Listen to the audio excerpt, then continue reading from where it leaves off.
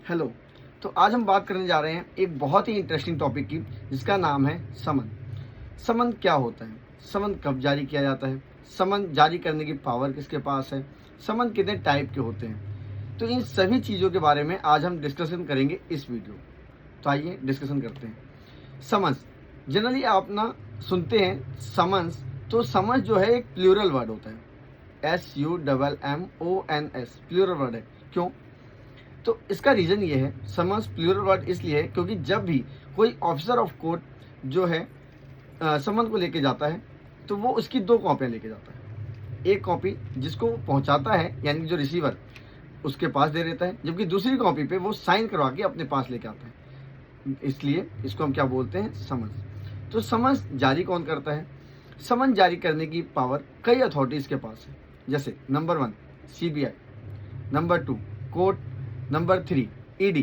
तो इस तरीके की कई सारी एजेंसियां जो हैं, कई सारी अथॉरिटीज़ जो हैं, वो समन को जारी करती हैं। समन क्या केवल दोषी लोगों को दिया जाता है? क्या किसी के लिए समन जारी हो गया तो यानी कि कोई उसने अपराध किया है? तो ऐसा नहीं है। जनरली ऐसा होता है कि जब भी किसी के पास समन आता है तो वो व्यक्ति इतना डर जाता है कि उसको समझ ही नहीं आता मैं क्या करूं, ये तो कोर्ट से आ गया, समन आ गया। तो समन कोई गिल्टी व्यक्ति को नहीं दिया जाता या कोई ऐसे व्यक्ति को नहीं दिया जाता जो कि दोषी हो। समन कई बार विटनेस को भी दिया जाता है, जिसको हम क्या बोलते हैं?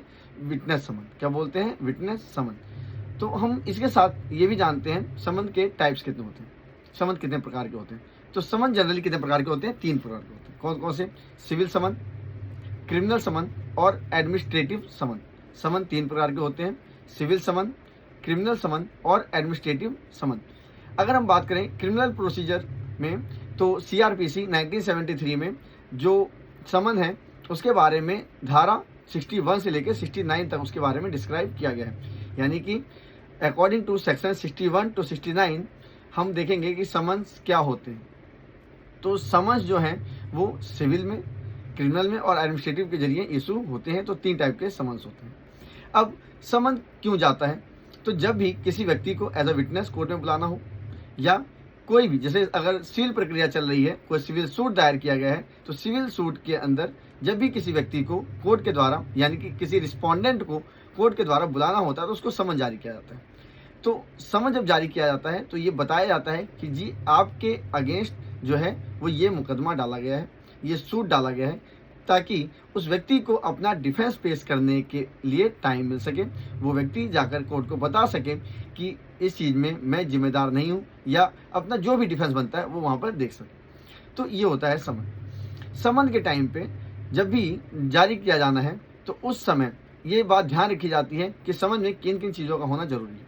तो समन जारी करते हुए जिस व्यक्ति को समन जारी किया जा रहा है उसका नाम, उसका पूरा पता यानी कि पूरा एड्रेस उसका होना चाहिए, उसका नाम दिया हुआ होना चाहिए, साथ में किन धाराओं के तहत उसको समन जारी किया गया है इसकी भी पूरी जानकारी होनी चाहिए।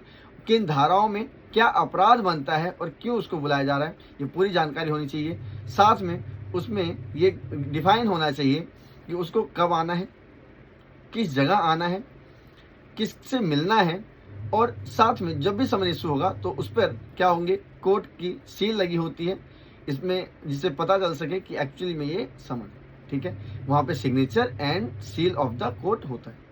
तो समन जो है कई एजेंसी जैसे कि NCB भी जारी कर देती है, नारकोटिक्स कंट्रोल ब्यूरो।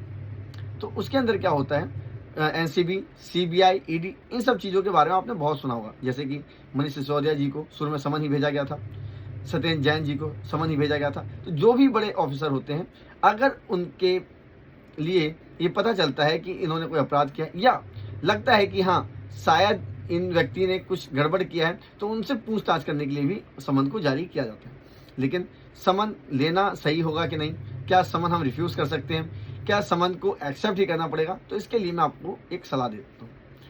जब भी समन किसी को आता है तो जनरली लोग सोचते हैं समन हम एक्सेप्ट करें या ना करें। बहुत डाउट होता है उनके मन में कि समन एक्सेप्ट करना चाहिए या नहीं करना चाहिए। जनरली जब भी आप पे समन आता है तो आपको एक्सेप्ट करना चाहिए, क्योंकि जब समन भेजा जाता है कोर्ट के द्वारा ये बताया जाता है कि जी आपके लिए अपराध है, या आपके खिलाफ ये अपराध है, या आपको इस चीज़ में विटनेस बनाया गया है, या आपको ये जानकारी देनी है। तो जब कोई व्यक्ति उस समन को एक्सेप्ट नहीं करता है तो कई बार उसमें ऐसा होता है कि उस चीज़ को उस व्यक्ति के जिसको समन जारी किया उसके अगेंस्ट भी ले लिया जाता है। तो ये पूरी बात है समन के बारे में। अगर फिर भी आपको कोई डाउट है तो आप मुझसे कमेंट में पूछ सकते हैं। साथ में अगर आप मुझसे मीटिंग करना चाहते हैं तो उसके लिए आप मीटिंग कर सकते हैं। लेकिन आप मुझे ये भी बता सकते हैं कि आपको नेक्स्ट वीडियो में क्या चाहिए, आप क्या जानकारी लेना चाहते हैं। तब तक के लिए बाय बाय, टेक केयर, मिलते हैं नेक्स्ट वीडियो।